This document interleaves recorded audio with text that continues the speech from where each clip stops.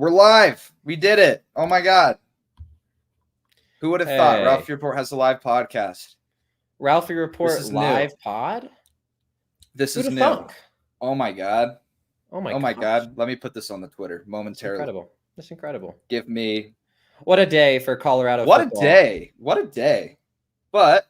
Oh, it's actually up. Yeah, it's up now. It is up. There we go. Cool. We're still figuring this out. But I guess thanks everybody for coming. This is a live episode of Buffalo's Breakdown. I'm Ryland, and I'm here with co-host Jake. What's up, Jake? What's up, Ryland? How are you doing, man? Doing good, man. Gonna talk some football, I reckon. I don't know if there's really much else that matters in this world right now other than Colorado Buffaloes football. No, I think that's pretty much the only thing happening on planet Earth at the moment. So I would agree with that sentiment, and especially after a crazy win against Baylor last week. Yeah. So how are we feeling? Do we want to take everybody through kind of what happened if they haven't watched the game at least 5 million times like I have? Or at least the last 5 minutes of it. The ending, the last 5 minutes. Okay, yeah. That's what I was thinking is the ending was really where things got interesting. So, yeah, so Ryland and I took a little trip down to the field, and we're thinking, okay, it wasn't looking good. Backed up in our own territory. Offense was not moving the ball. That first drive they tried, like 2 straight sacks, would have been a third.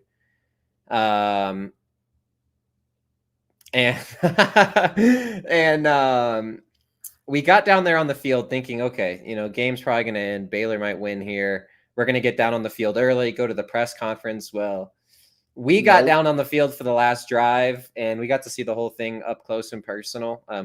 Not even meaning to. That was spectacular. So the key points of the drive, that final drive, was Travis Hunter had about it would have been probably like a 30 or 35 yard reception that got called back on a defensive PI. So then, and that was a big call. I want to say it was 2nd or 3rd and long off a sack. We get a 1st and 10 off that. Sacked again. We're back out in like 2nd and 25 or something. They're right back in front of Ryland and I, all the way at their own side of the field. And then Shador has that 20-yard, run that got them on that that got them into 4th and manageable. The QB sneaked. And that's when we saw the two Hail Mary attempts. Ryland and I were on CU's side of the field. So we were like on the exact opposite corner of the field. But the fact that I've never seen anything like this, at least especially from CU. I'm not used to CU doing good things and making me feel good, especially in the last minute of a football game. This is a new thing for me, and I'm still kind of processing it, to where Will Shepherd drops that ball with 2 seconds left, and that was like a free touchdown. He was going to walk in, and I'm like, well, CU football. Nothing like it. And then something happened. So 2 seconds left in the game. You got to score a touchdown. You're down 7. Shador gets pressured by Baylor. They make him kind of roll out to his left, and they blow coverage on LaJohntay Wester, and they kind of just drops it in the bucket like this. Touchdown, go to overtime.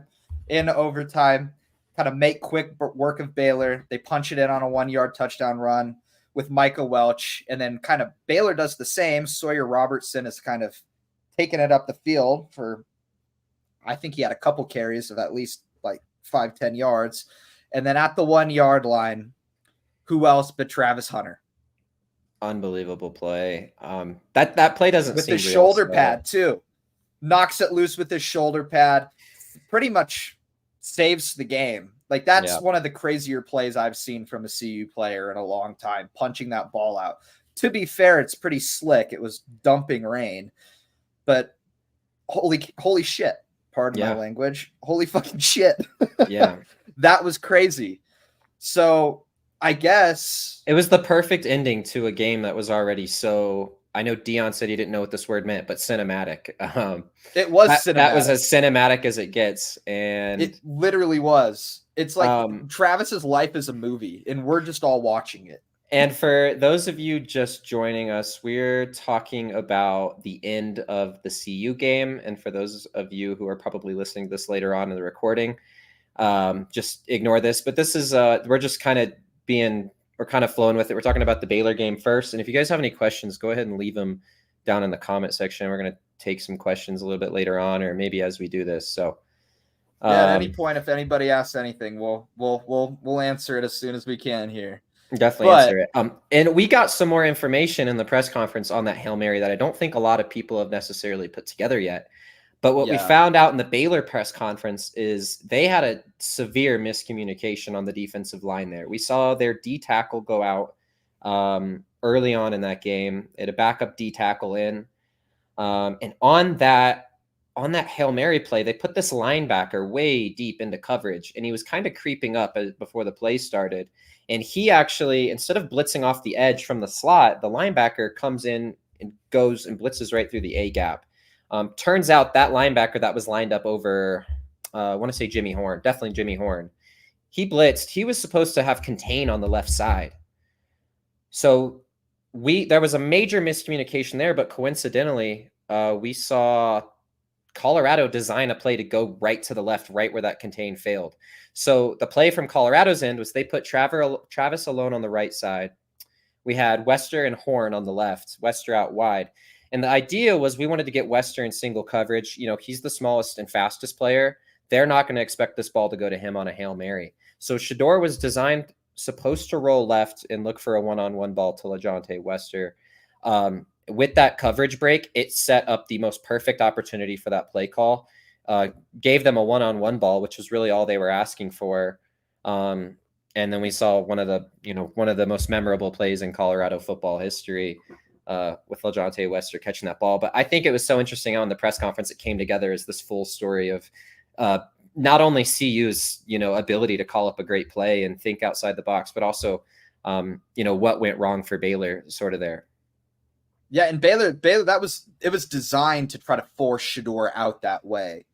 That was a very intentional thing. So that was just insane. They were supposed to push him out to the left side with a contain. So they were kind of hoping to pocket him. And so that linebacker is supposed to come around the edge and contain him as the D tackles and the ends push him to the left side into that contain, where the linebacker was kind of camped out for him. So that play was supposed to be covered up, and had it not been for injuries, I don't know that play would have came together like that. It would have been more of a true Hail Mary where Shedeur probably just chucked the ball up. So they got a little bit of grace there.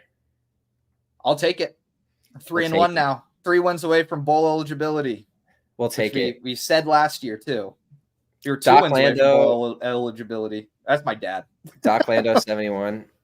Yeah, that would be my father. Yeah. You said, is that LJ? That was Leighton in here before. That was my younger brother in here. Oh, really? Yep. Dude, I thought that was just you. That's why I was laughing. That was you. Okay. Nope. Yeah. But okay. Back to Travis Hunter. Why shouldn't Travis Hunter win the Heisman? There's no reason why Travis Hunter. Well, I mean, there is a reason. They're going to find a way to give it to an undeserving quarterback. Yeah. They're going to give it to like Cam Ward. But Travis Hunter is undeniably the best college football player in the country right now. There's no reason that you shouldn't give the best college football player in the country the Heisman. Yeah. You just straight up shouldn't. You should, but there's no reason why. Unless they're like 4-8, which isn't going to be the case with the Buffs this year. We're pretty. No. We can't even entertain that. No, not I 4-8. can. Oh, jeez. We were 4-2 at one point, and I was like, oh, we're gonna make a bowl game, and then that didn't end up quite happening. No, things fell apart severely, and with the way that you'll learn that you don't get your hopes up, or just with anything Colorado athletics. This is you'll you'll figure it out. Yeah, because you'll get bit a couple times, probably this year alone. Well, and I already got bit once. I really thought that the O-line was going to be improved. It is improved. It's getting there. 8 sacks in a game last week is not what I would like to categorize as an improvement, but personnel-wise, if you watch them play, they look better than last year. Yeah, I by agree. And a also significant margin. think about how many times Shador had to break out of sacks and keep the play alive. Imagine Though how they many should have had sacks at least like 13, they 14 they should have sacks. had double digit That would, sacks, which is insane. Like that's inexcusable in a game like that. And if there was more consistent O-line play, and also, some of the blame does go on Shador a little bit. He's got to the ball's got to come out of his hand quicker one way or the other. Maybe that falls on Shermer, maybe it falls on Shador, but ball's got to come out of his hand quicker for one reason or another. And I think I think we'd see a big, fix in a lot of those problems. But for the time being, the O-line looks better, but on paper, they're doing just as bad, if not worse. And we're getting to this point where the pass rushers are just going to get better and better. So we're going to have to see steady improvement. We're not going to see overnight improvement, but steady improvement week by week for the Buffs. Yeah. And I think we should kind of piggyback onto that with what didn't go well for Colorado against Baylor. We already said the offensive line, 8 sacks. Not super ideal. That's not a recipe for success. That's not sustainable. You're not going to win a lot of games where you give up 8 sacks. Another thing that's not super great was the special teams. They gave up that 100-yard kickoff return. Guy didn't even get touched. And then Jace Feely goes down with an ACL tear, making a tackle. So we don't really have a pure kickoff guy right now, because Alejandro Mata, he's just the field goal guy, and his leg is not big enough to probably even kick it within the 10-yard line on a regular kickoff. So that's a big problem. I think they have Cristiano Palazzo. They're going to have him handle kickoff duties for the rest of the year. Not Mata, not Mark Vassett. Mark Vassett has the leg to do it, but I don't think has ever done a kickoff in his life. Never done a kickoff, he said. No. Yeah, he doesn't know what to do, which is fair. He's pretty new to American football, very experienced Aussie football player. But yeah, and we saw them with that pooch kick too. Yeah, so the pooch kick came in after the Feely injury. We saw the pooch kick come in, and you were in the press conference this week, and I just listened to it on YouTube. But from what it sounds like, unless we're getting kicks into the end zone early on in this UCF game, they're going to go back to that pooch kick again. And Dion said that something along the lines of, we're just going to pray they fair catch it. Yeah. I mean, I think he said something like, you see every single team that we play can kick it like 6-7 yards into the end zone at least. You don't see Jimmy Horn making returns at balls because teams aren't giving him the opportunity to do that. Yep. And we are giving teams the opportunity to return the ball pretty much every single time we're kicking it off. It's pretty ridiculous. And this is the same thing that happened last year where they had a problem even reaching the end zone. And there were multiple kickoffs out of bounds against Arizona last year. That's something that they're going to really need to tighten up. What else do you think that they need to work on that you saw against Baylor? The special teams was a big issue. To get away from the, to get more into the actual like nitty gritty of what went wrong for them on like a down to down basis. Had Sawyer Robertson's arm been a little bit more accurate, we would have saw more Baylor points being put on the board. Colorado sort of had this idea going into the game, and this was pretty easy to see, I think, from someone who's been locked in on Colorado and paying attention to Baylor a little bit. They've had great success in the passing game. Their secondary has been fantastic with Hodge, McKinney, and Hunter.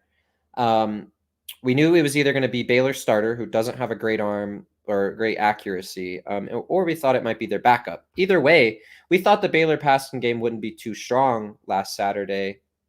We were a little mistaken, and so was Colorado. So Colorado came out, they played man coverage across the board, but with this time with much less safety help. Oftentimes there's a deep safety or there's linebacker help or something.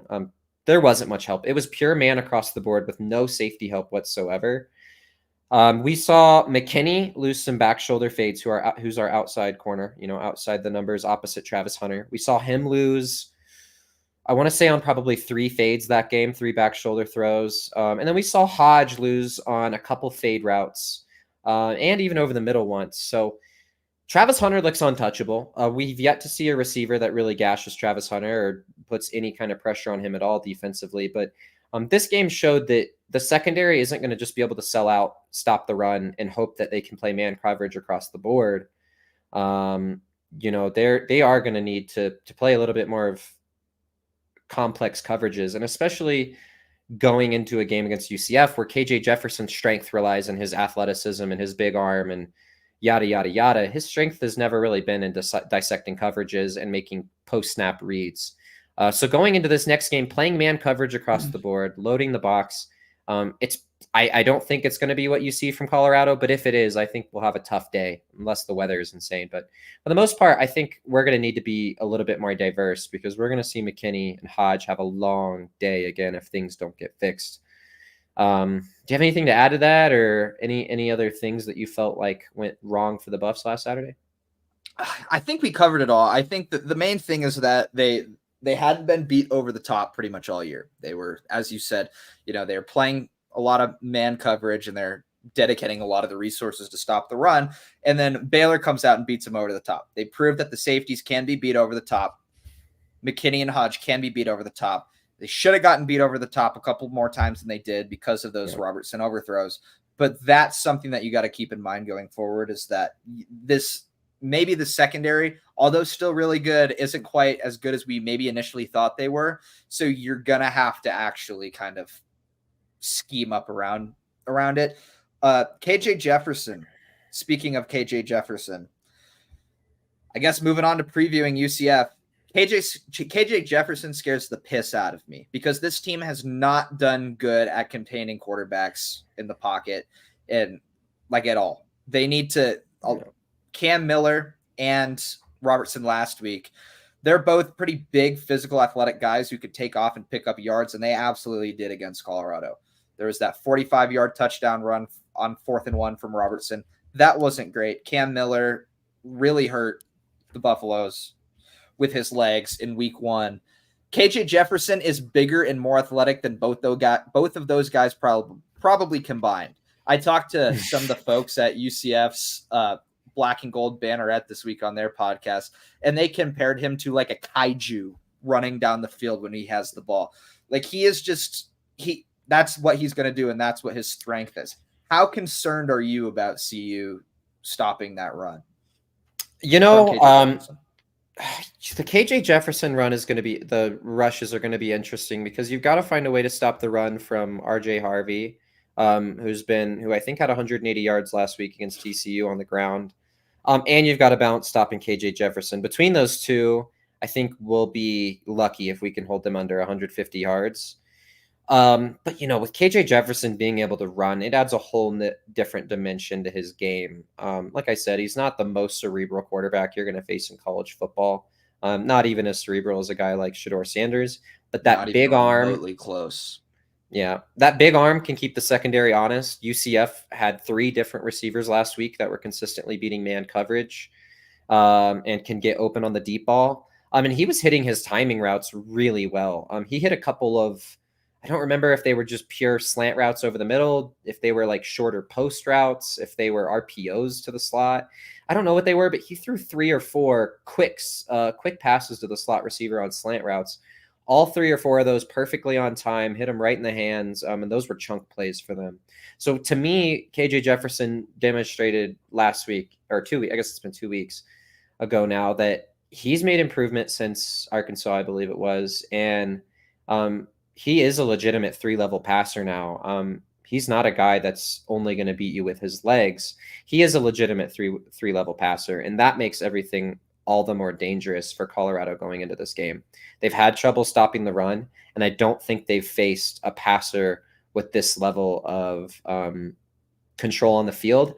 Maybe they did in Raiola, maybe, but again, he doesn't have the legs to complement that. So it's going to be a new matchup that we haven't necessarily seen. This is going to be the strongest offense we've played, which I'm concerned about. But this might also be a weaker secondary than we even faced maybe last week or in the Nebraska game. This secondary I've been describing them as leaky. Someone's at best. Leaky at best. Someone's open every play. It's like a faucet. You just can't get the drip to stop. It doesn't matter how many guys they drop into coverage. I've seen them drop 8 or 9 into coverage, and there's still holes. There's still wide open spots, especially on the in the deeper part of the field. So I think this defense is going to be interesting. Tell me, do you know anything about the defense or even the offense? Any weak points? Yeah. So the secondary is obviously pretty glaringly not that great, especially for a Big 12 team. When you have a wide receiver room that's as talented as Colorado's, they're going to beat, and you're running 4 wide every single play. They're going to beat at least one corner on every single play. There's going to be a guy open every time Shedeur drops back. Yeah. The question is going to be, is Shedeur going to have enough time to get that ball out, more or less? Because what I have also seen from them is that they like to blitz a lot. On most plays, there's going to be more than 4 pass rushers. Yeah. So, you're going to have to take advantage of that. They might not be able to do the thing that Shedeur usually likes to do and just stand in the pocket as long as he can and wait and see what happens. You're going to have a lot more designed, shorter passing plays to get the ball out and pick up easy, consistent yards. We'll see what kind of happens with that.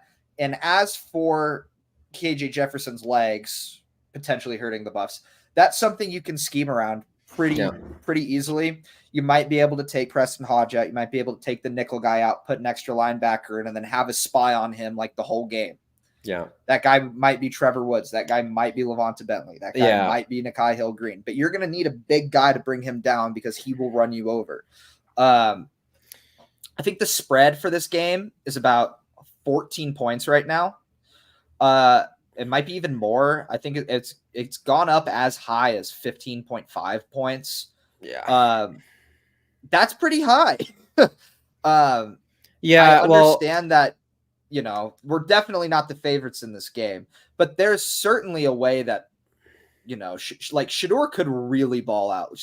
There's a real possibility of like a 400, 450 yard passing day from him in Orlando. Yeah. But TCU had 400 yards and 4 touchdowns, just a reference. Yeah. Well, Sonny Dykes also refuses to run the ball like at all times. Yeah. They didn't run it. They don't run the ball. And they just Sonny Dykes in general will never run the ball. There may or may not be a hurricane, which is new to us. We're not used to hurricanes playing in the Pac-12 and previously the old Big 12 and the Big 8. This is new, I think, for all of us, but there's a really good chance and probably a probable chance that a hurricane is going to affect this game. It looks like Hurricane, what is it? Helene is gonna. It's gonna be a little bit, I think, west, but it's not going to directly hit Orlando. But there's a possibility that it's going to be muddy and rainy and icky, and if that happens, UCF, the advantage probably goes to UCF because UCF is the most prolific, I guess, rushing team in the country right now. Right, the country in rushing yards per game. That shifts that line tremendously. The over-under's at 60. That changes your over-under. They're not scoring 60 points in a hurricane. They're not. That affects kicking, throwing, everything that's not running the football. So not only does that shift the game in UCF's favor pretty heavily, but it also affects other betting lines as like the over-under. So if you're listening to this, you're a betting man, you saw that over-under line at 60 and the weather looks really bad Saturday, you got to hammer that under. And as unfortunate it is, we got to pray for good weather. Colorado is going to be a good weather football team this year with how strong that passing game is. We're going to need to see good weather on Saturday if the Buffs want to keep this momentum building. This would be 3 wins in a row, which just after like the Nebraska game still stings. I feel like deep down. I don't know. It certainly does, especially the fact that it's Nebraska, because I hate Nebraska with my whole heart, quite truthfully. But It burns. Okay, well, we Yeah, have a it's not question. great. We have a You do question have a for question? you. I'll read it off for you. Question for I can Ryland. pop it up here. Let's Okay. go. Look Longevity at that. wise, how far can the Boulder football team really take this? I guess we need to clarify. Are you talking past 2024? I assume you mean this season. How far I think he also means this season. I think see you Avery also ride? means this Well, and season. we can give both answers. Maybe Yeah. at the end, but yeah, how far do you think CU can go this year? Realistically, I think this We'll team be honest. I think this team. There's a possibility that this team wins like eight games ish. We'll have to see. But with how weak the Big 12 looks right now, I think that there's a real chance that CU can make some noise. I don't think like conference championship game noise, but K-State looked awful last week against BYU. Arizona is they don't have a defense, really. It doesn't look like they in their whole offense is T-Mac. Kansas is actively bad, and Jalen Daniels looks horrible. West Virginia is terrible. I mean, we don't play West Virginia, but still, like, but they're just not going to contend for that spot. No, I think the best team in this conference right now is Utah, and pretty clearly Utah. They just beat Oklahoma State, fully healthy Oklahoma State with Isaac Wilson as quarterback. Yeah. So like, I think it's Utah, and then like giant drop off everybody else, and there's a possibility that CU can hang in with the big dogs. We'll have to see. And who are the teams fighting over that number 2 spot in your mind right now? It's Oklahoma State, K-State, Oklahoma Colorado? State, K-State, and BYU potentially. BYU can't. Iowa State, BYU, Iowa State are actually better, and then Kansas. I'm kind of like, we got to see some improvement. Kansas is bad. Kansas is bad. I'm out on Kansas. You're fully out. I'm out on Kansas. I was high on Kansas. No, I'm out on Kansas. Jalen Daniels looks horrible. So he has like 6 picks and 3 touchdowns. And realistically, do you think so? To get that number 2 spot, play in that conference championship, how many wins do you think that's going to take? And let's just assume Utah keeps doing what they've been doing. They keep dominating the Big 12. They get that number 1 spot. How many wins do you think Colorado would need to get in? I think 9. 9 is a pretty good number. You can drop 2 more games this year to have a shot at making it in that game. I think potentially 3. You could maybe win. You could there's a possibility, depending on if CU gets help from other teams. There's a possibility you can squeak in at 8 and 4, but you're gonna have to beat the good teams too to break that tiebreaker. Because the tiebreaker is how Oklahoma State got last year, because they beat somebody did a deep dive into every team's schedule, strength of schedule, and they wrote some sort of mathematical equation to actually calculate how many wins each team would need in order to get into the college football playoff. CU came in. Colorado was 10. I think it was 9, right? Or it was 10. Okay, that makes sense. 10 with a conference championship win. So 9. So I think you're right on par there. And I couldn't agree more. I think if you go 9-3, that means we only drop 2 games in the Big 12. That's going to be 2 good teams, down the stretch here. Where we do play, those contenders, Oklahoma State and Kansas State. So I think right at 9 wins will give us a shot at least, and it might come down to a tiebreaker at 9. But that might be the best we can hope for this year. It would be a little ridiculous to expect CU to win, I think, 10 games and then go 10-2. That would be a long shot for this year. And if I'm being completely honest, that's not going to happen. I mean, we can speculate as much as we want about CU going to a conference championship game. Don't get that idea in your head. You're just you're going to end up letting yourself down. This is a fun team, and this is probably the most fun team we've had in Boulder since 2016, without a doubt. Last year was pretty fun, but 4-8 is not that fun. This, I would consider this year's success if we went 6-6 and went to the fucking Liberty Bowl and won. Like, that's that's fine with me. I haven't seen CU in a bowl game in really, really, really long time. So, it's all a matter of perspective. 6 wins is realistic. I think you and I both predicted at the start of the year we're looking at like 7 or 8 wins realistically. I think 9, I predicted 7 and 5, but 9 is what they need. or beating Nebraska. Yeah. Yeah. 9 is what we'd need. I think 6 or 7 is a little bit more realistic. And then 6 is what we need for that conference eligibility or bowl game eligibility. So as I think as a Boulder fan, if you lose a game, don't get super discouraged and just stick in there and let's see if we can get bowl eligible by the end of the year. We got another question from Dylan. Shout out Dylan. Y'all think Travis Hunter can win the Heisman? And this is an absolute softball. This is an absolute softball. Yeah, we already kind of touched on this earlier. No, I don't think he's going to win the Heisman. I mean, can he win the Heisman? Yes, but there needs to be it needs to be a historically bad year for a quarterback, for just quarterbacks in general. And we would the way probably Cam Ward's need to playing, see, that's not going to happen. Yeah, and we would need to see Colorado cash in at like, what am I thinking, 8 or 9 wins, realistically. Minimum 8. If you guys are interested, I wrote an interesting piece this week, kind of outlining if Travis Hunter has a chance. I don't know why that's on the brain.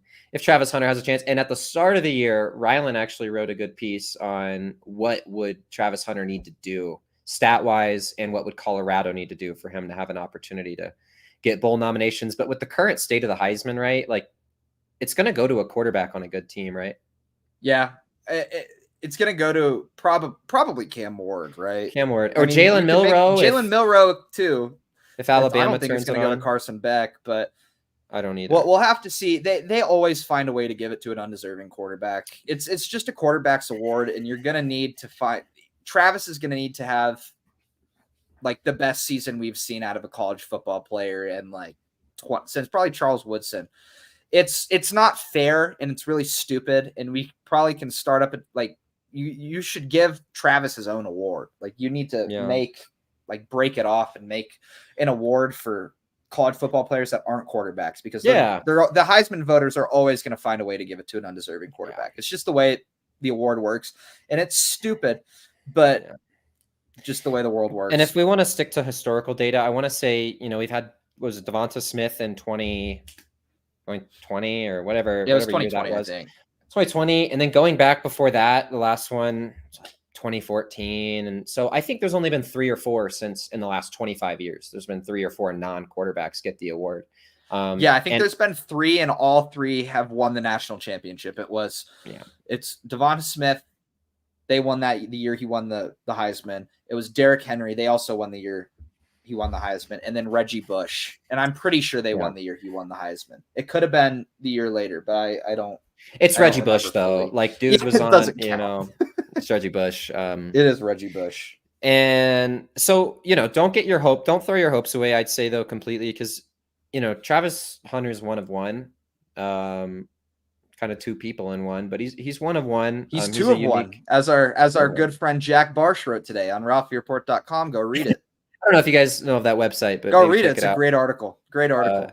Yeah, it is a good article. Travis Hunter is he's new. He's something new. He's something fresh. Heisman Never voters seen it. Haven't seen this before. It could be a year where things change significantly, and Travis might be, if there's going to be anyone to sneak in there and kind of change the way the Heisman works, Travis would be the guy. So never say never, but it's highly unlikely. In short, never say never, but probably not. Yeah. We've got another question from Avery again. As far as morale goes, what do you guys expect for next year in terms of star players leaving the team? And we have kind of discussed this. We have fleshed this out a little bit. It's going to be a step back, regardless of how you cut it. They're going to take a tremendous step back, but there's still pieces there. But I think a lot of this depends on if Deion stays or not, and we just don't know, right?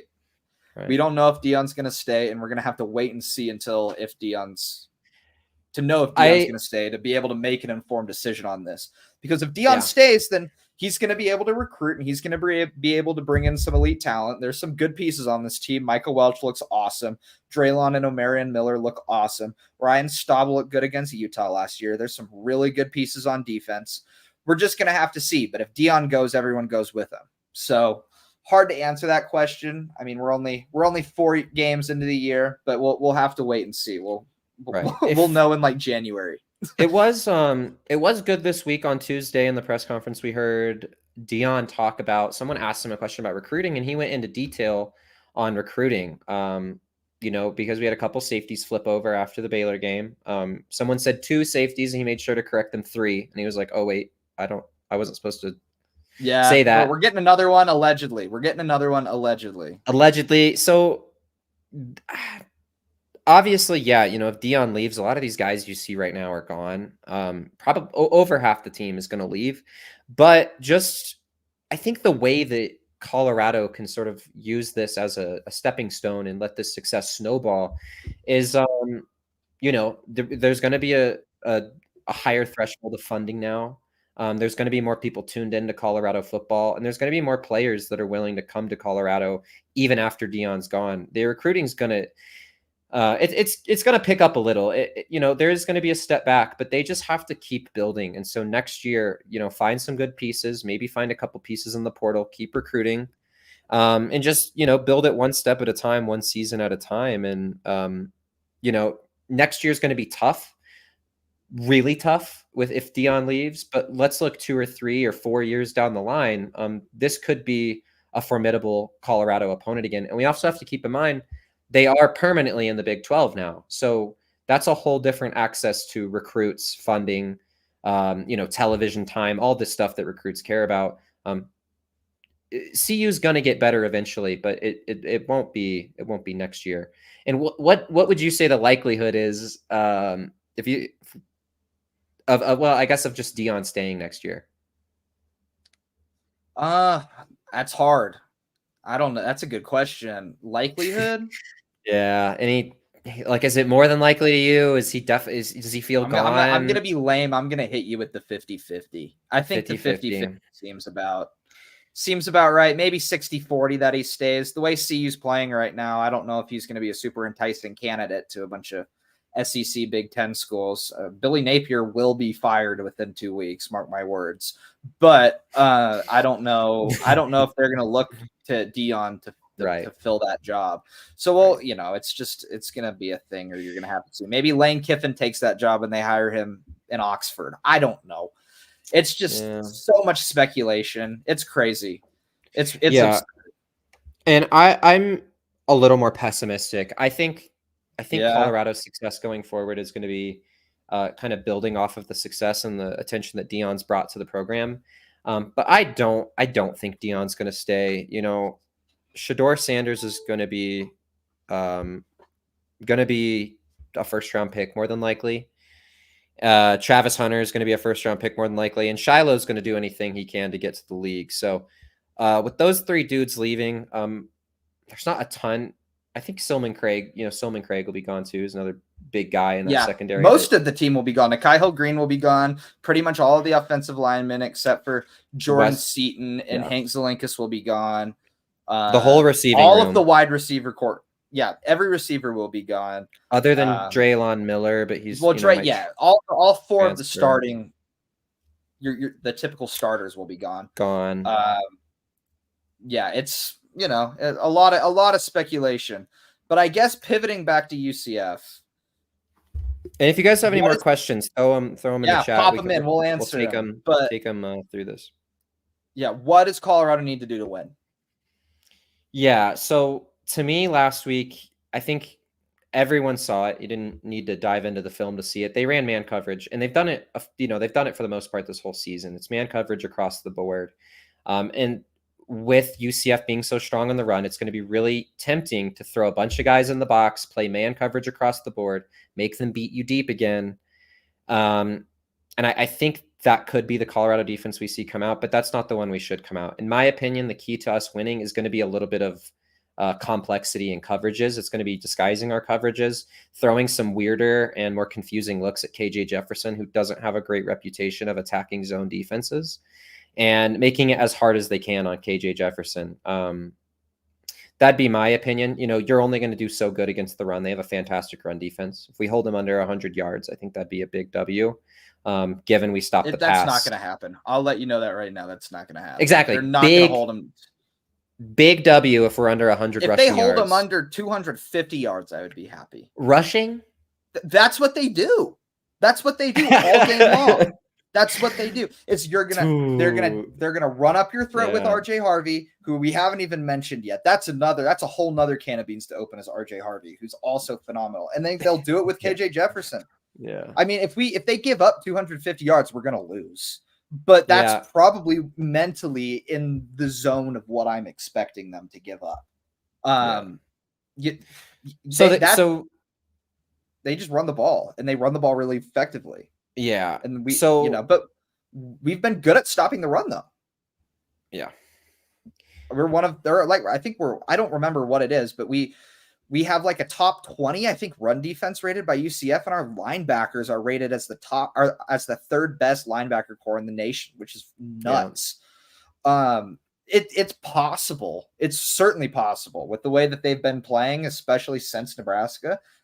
They can absolutely figure out a way to contain it, but I don't know how likely that is, unfortunately. And maybe that's what it is. Maybe it's containing the run, not stopping the run. You're not going to stop the run. Maybe you just concede that. Contain the run. Do what you did against Nebraska. Give them the 4, 5, 6 yard chunks at times on first down if you have to, but just don't give up the 50-yard rushes. We saw RJ Harvey, the leading back last week, just break huge run after huge run. I think he had a couple real long ones where he didn't even get touched, really. So it happens once a week, seemingly. It happened multiple times against New Hampshire, but that's also against New Hampshire. And I think it happened against Sam Houston. It's gonna happen. He's gonna break one off, and he's gonna score from like 60 yards out. But they're gonna have to figure out a way to answer. And I think, like we mentioned earlier, Shedeur is gonna have to air the ball out. Secondary is not that great. It's an interesting matchup, and the 14-point spread is especially interesting looking at it. I know you mentioned something earlier to me when we spoke earlier today that Vegas knows something we don't, because that 14-point line is pretty nuts. The more I think about it. So yeah, and the reason why is because TCU is the bottom of the. So they played 2 FCS schools, and then they played TCU last week. TCU might be pretty good. I'm not. They might be good, and we'll have to see. So it's early. Going off of last week, shithoused by SMU. Yeah. So going off of last week, they did get shithoused by SMU. And then going back to last year, they were one of the worst, finishing near the very bottom of the Big 12. For UCF to have a 14-point line, you would have thought that they, beat Oklahoma State by 1 point, or that they beat Utah or something. A 14-point differential when there might be weather, and when Colorado's coming off of a win, and your only win is against TCU. That's the only legitimate game they've played other than FCS games, which were blowouts. It doesn't make sense to me. Yeah, it's pretty crazy. I think Vegas might be factoring in the weather, that it's going to be muddy and crappy outside. I don't know. Vegas always knows something we don't, though. But sometimes all the lines this year have been pretty decent, I feel like. Against Nebraska, I don't remember what that line was. It was 7 points. 7. I think that seemed right. The Baylor, 1-2 points seemed pretty good. The North Dakota State's 9.5 points seemed pretty good. So they've been pretty spot on with us this year. So in your mind, are we going to get blown out? Are we going to lose by 14, 15 points? What's your thought process? Yeah. I think it's weather dependent. I actually probably think this game is really even. This is not a fantastic UCF team I'm seeing on film. They got 3 AP votes this week. I don't think they deserve to be ranked. Their secondary, just had holes.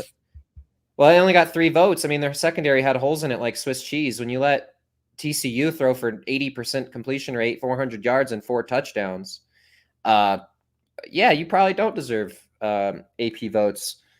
My thought, well, and do you have pushback? I guess you have pushback on that at all?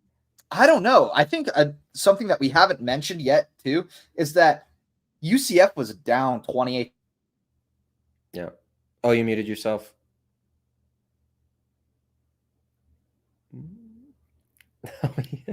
Yeah, Ryland's muted, dude. It says no mic. Oh, it says you're unmuted, but no mic. That's okay. I can blab. I'll actually answer the rest of what I was saying while Ryland gets his mic figured out. So the rest of what I was saying, and I'll tell you when I can hear you again, Ryland. The rest of what I was saying was essentially that it's going to depend on the weather as far as who wins this game. I think it's a really even game in fair weather. CU's passing game has an opportunity to get rolling. We've seen how deadly they are, and we've seen UCF's secondary get sliced up like Swiss cheese. But if the weather gets bad, Colorado doesn't have a run game. UCF does. And they did great last week against stopping the run. Like Ryland pointed out, TCU's run game is not great, but they did stop the run, and CU hasn't been able to establish a run game so far. So weather, if there's heavy weather, it might be a 14-point spread. If the weather plays a non-factor and we get good weather down there in Orlando, or at least as good as it's going to be, decent weather, I think this game's actually shapes up to be a really, really close matchup. And Ryland's mic still says muted. He's going to figure it out, and we're going to get rolling again. Just hang out here for a minute. We've got so feel free to ask questions in the chat. We'll probably be around another 15 minutes or so, as long as Ryland's mic gets back up and going. But for the time being, I will just kind of keep everything rolling. So yeah, we talked about predictions for the game. We could talk about bigger players, and I'll kind of hopefully pass this off to Ryland here in a minute when he joins back. Ryland's back. I'm back, and my mic is probably significantly worse, so I apologize. It is worse, but it's working, so that's what matters. Okay. That's better. I was sort of transitioning into what players do we think could have a big game, or what players do you think will need to have a big game if we're going to have success this week. I'm thinking, for me, like I said, if C is going to have a chance, it's going to need to be in the passing game. It's going to need to be in decent weather. Pick a guy. Pick a guy on that receiving core. You've got Wester, Shepard, Travis, and Horn. It seems like Horn is due for a breakout again. The secondary was poor on the deep ball, and Horn does fantastic at attacking those deep posts and deep corner routes. I think Jimmy Horn would be a guy to keep an eye on. And then defensively, Ryland already sort of talked about this, but the linebackers, I'll actually let you talk about that, Ryland. The linebackers and the safety play will need to be better, and your mic's not on again. There we go. I would pick Jimmy Horn.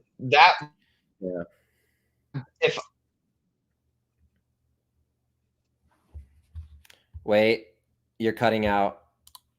I think it's your internet, to be honest with you, Ryland. We're getting probably every 10th word. Oh. So you're back for a second. I can't tell if it's your internet. I think it's your internet. Really? That's not good. Actually, I can hear you right now. My internet is going out as we speak. It is. So I'm sorry. This is awesome timing. You're actually good right now. For this You're to good be right happening. now. So let's keep rolling. You're good right now. So sorry. Let's start with the linebackers and safeties while your mic's working. It is my internet. For sure. We if you guys could see Ryland, he's totally yapping over there and absolutely nothing. I think it is my internet.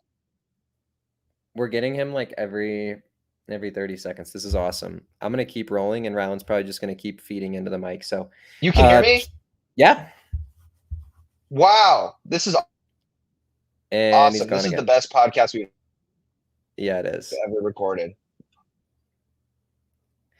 Well, next week it'll be better.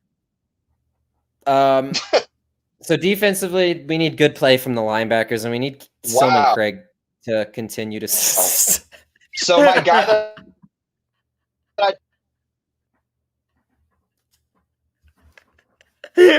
All right, dude. There's actually something sort of unique and interesting about what just happened there, and so we'll just keep rolling. I actually don't even have controls to the stream, so Round's gonna have to join back to end it. He's also gonna have to join back to do anything else with this. So I'm just gonna yap here for a minute. So defensively, Colorado needs to play better, and they need to play better in the run game, or at least more consistently in the run game. key players of interest, if you guys have been keeping up with the defensive side of things, it's going to be Silman Craig. He's been the strong safety this season, or the strong safety this season. He's done great in run coverage. You guys saw him win, kind of one-on-one tackling situations last week, multiple plays in the backfield, and that's been him every game. Had a fantastic day in Nebraska, despite, the big loss. He played great, and Nebraska might have put up 40 points if it hadn't been for Silman Craig's one-on-one open field tackling. And then those linebackers are going to need to keep playing great. You've got Nakai Hill-Green and Levanta Bentley. Both of them have been fantastic in run support. Bentley is kind of more of a true, gap filling linebacker, and Hill-Green just gets downhill fast and lays monstrous hits on people. They kind of balance each other out well. I think they're both important to this run game. Both of them are very good at stopping the run. But, I think something to look out for those linebackers especially is, can we get some turnovers this week? They've done a great job. You guys have seen it in that CSU game. Bentley did a fantastic job of getting the ball out.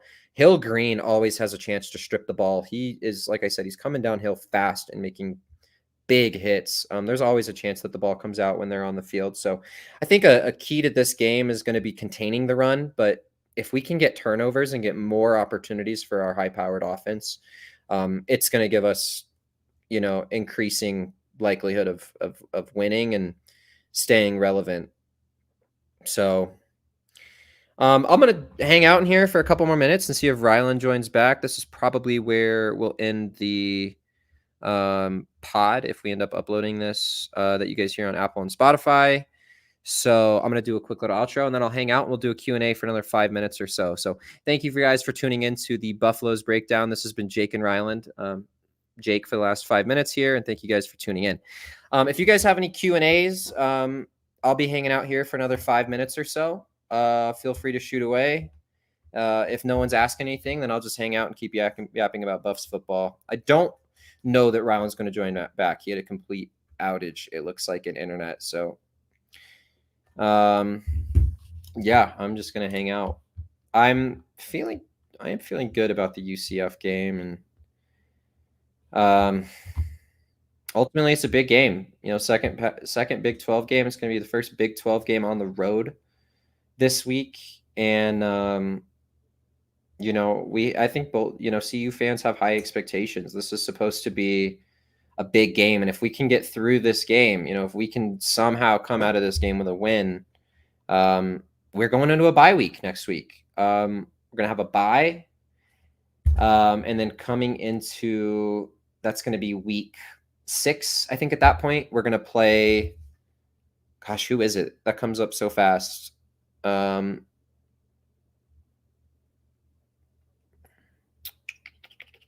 Kansas State on October 12th. That will be a home game. That game is going to be huge. So the teams that we talked about, they're going to probably be viable for a Big 12 conference championship spot. Kansas State, potentially Iowa State. We'll see about them. And Oklahoma State are going to be teams to keep an eye on for that second spot. So with us playing Kansas State at home, that's a great draw. Getting Kansas State at home is going to be huge. That's not a must-win game, but that game would be really important, and that game will probably be more important than this UCF game, even all things considered. Then we're going to go into Arizona, Cincinnati, Texas Tech, and this is where the schedule really gets hard. Utah, Kansas, and Oklahoma State to end the year. That week 13 matchup against Oklahoma State is going to have major implications for potentially the Big 12 Conference Championship and maybe even the college football playoff. Oklahoma State and Colorado are both going to be hopefully Colorado's in the mix, but they're going to be fighting for that number 2 spot. That game's going to be huge. So keep your guys' eyes peeled here for the month of November. The month of November is going to be, Utah and Oklahoma State right there at the end of the year. And then October, we've got Arizona and Cincinnati after Kansas State. Both are good teams. Arizona's had, its ups and downs this year, but they're a good offense and they're going to put points on the board. And Cincinnati, we don't know what to make of them yet, but they've been scoring points. and they've been scoring points in droves. So, and they've just been better at all stages. They have a great pass rush. Their secondary is formidable, and they've been scoring points for once. So, Cincinnati's not going to be fun. We do get them at home, though, which makes me feel better. And then we go at Texas Tech, which, as hard as it might be to play at Texas Tech, my ultimate thought with Texas Tech is they're a little bit, they're kind of buns. So wouldn't worry about Texas Tech either. So that's really not look for the rest of the season. And honestly, if I was to yap anymore, it would just be buying time for Ryland, and I don't think he's coming back. So, yeah, Ryland and I both really appreciate you guys tuning in. For whoever was in here, appreciate you guys throwing some questions up. We're going to try to make this a weekly thing from now on. We don't expect like hundreds of people in here or anything, but just a little thing. If you guys read the articles or follow us on socials, this will probably be a little thing we do each week just to keep you guys informed and give you guys an opportunity to ask questions. So, and we do get on the field access. We do get press conference access. So if any of you guys want a little bit more information, feel free to reach out to us at our socials. Or, ask us questions in here next week when we stream. So, thank you guys for tuning in this week. I had a lot of fun with I was actually closing out. No way. No. Okay, so I might just continue closing out, and you guys will hear from Ryland next week.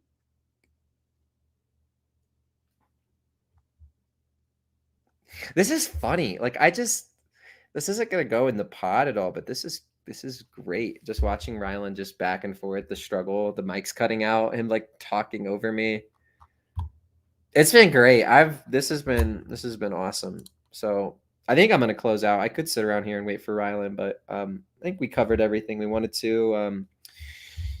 So I appreciate you guys. If you guys have any feedback, also leave that in the comments, anything like that. Ryland and I'll definitely take that to heart. Like I said, we're gonna try to do this every week now.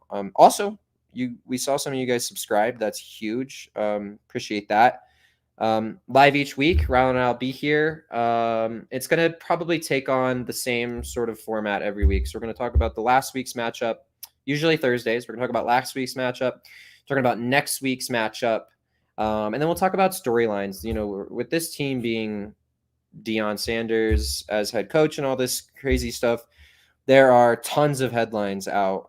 Some real, some fake, some somewhere in the middle. And we'll be diving into those as well, somewhere in between the breakdown of the last game and the preview of the next game. So thank you guys for tuning in. My name is Jake, and my co-host today was Ryland. He was over there before the technical issues. He was right there.